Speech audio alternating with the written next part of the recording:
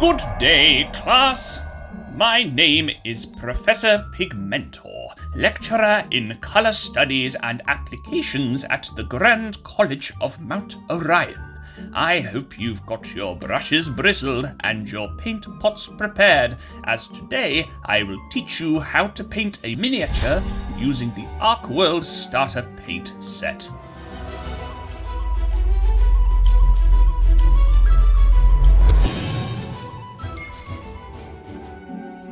Before we get started, let's take a look at everything you will need.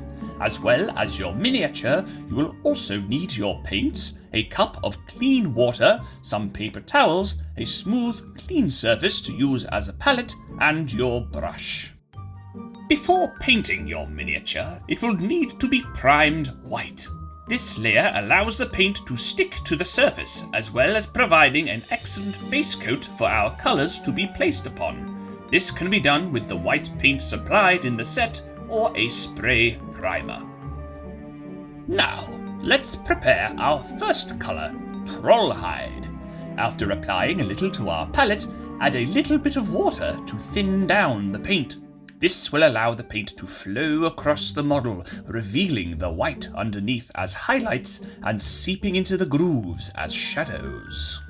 Using your trusty brush, paint the watered-down paint upon the areas of skin on the miniature. Once you are done, place the model down and let the paint dry entirely. If you move it around, the paint will flow into other areas, so be sure to give it time to dry before picking it up again. Be sure to do this after every step and resist your urges to faff about with the miniature before it is ready. Once the first layer of paint is dry, it's time to move on to our next colour, Wild Elven Woad. This blue would be perfect for my wizardly robes. Once again, water down the paint and apply to the hat and other garments on the miniature.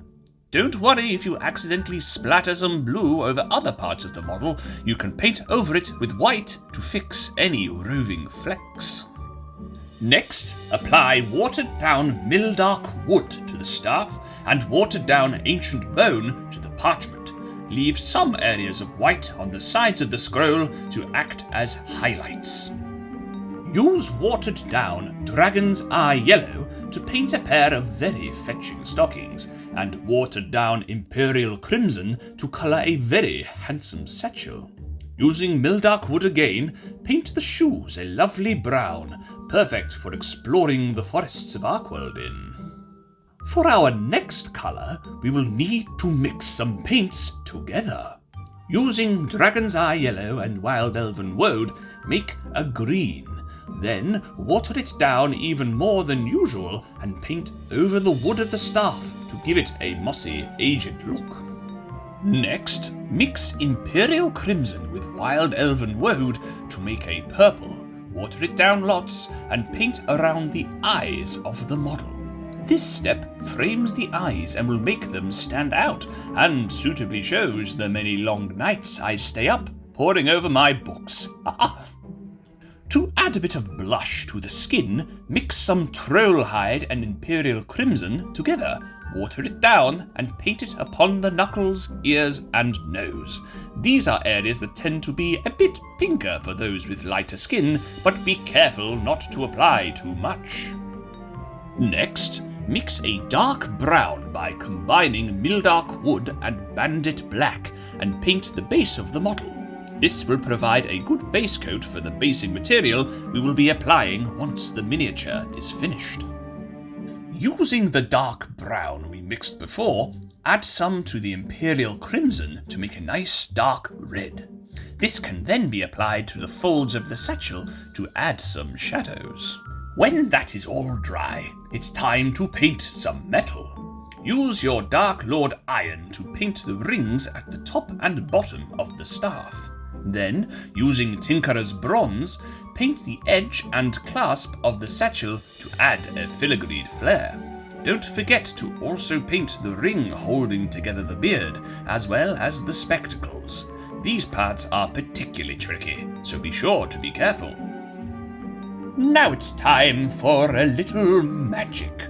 Using Arcanite Glow, paint the crystal in the staff as well as the plume of magic emanating from it. You can also add the paint to the gem in the clasp of the satchel and where the hand grasps the scroll. Once that is dry, take a teeny dab of slightly watered down wizard's beard and paint the eyes. Be sure not to get any in the purple area we painted before, but don't worry if it takes you a few tries to get it right. If you spill over, just rinse your brush and wash off the paint before it dries. This is also a good opportunity to touch up the beard if any paint has gotten onto it, as every true wizard must strive to keep his whiskers clean and presentable. Using the leftover white, mix some bandit black into it to make a grey to paint the rock on the base of the miniature, and then use the remaining black to paint the rim of the base. At this point, if you wanted to, you could leave the miniature and call it done. It would be a lovely piece for your tabletop. However, for those who are brave enough, we can add even more to the model to make it really special. Using Dragon's Eye Yellow, paint little stars onto the blue robes and hat. This will take a steady hand and a little patience, but the extra detail looks rather fetching indeed. As it is being painted over the blue, some stars might need an extra coat to make them pop, but that is entirely up to you. If you feel like the folds of the robes need a little bit more shadow, apply more wild elven woad to the recesses of the fabric to add more depth. Now for some really fancy detail work. Using the green we mixed before, paint the irises of the eyes onto the miniature. If you are feeling particularly brave, use bandit black to add the pupils, and then a dot of white to the corner of the iris to add a final highlight. As a final detail, I decided it would be wonderful to have a list of the colours we used on the magical scroll the miniature is carrying. Dot each colour on the scroll and use the watered down black to add a little squiggle on each to look like tiny wizardly scrollings. If you would like to, now it's time to add some basing material. Using PVA glue, paint over the area we painted dark brown before and dunk the base into some coffee grounds from your kitchen. Then, once it is dry, paint with PVA glue again and dunk the base into some mixed herbs, also from your kitchen. This combination of easily available materials creates a lovely forest floor effect, perfect for any miniature looking for adventure. Be sure to top up any paint on the base that may have rubbed off in your fingers during the painting process, and your first ArcWorlde miniature is done. As you can see, miniature painting is a lot easier than it looks, especially once you've the knowledge and the materials to do so.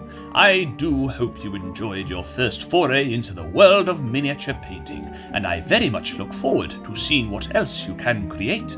The hobby of miniature painting is a wonderful one indeed, and now you have one model under your belt, you can paint anything. Well done. Right, I must go. My grimoires require some attention. Farewell for now, and welcome to the wonderful realm of ArcWorlde.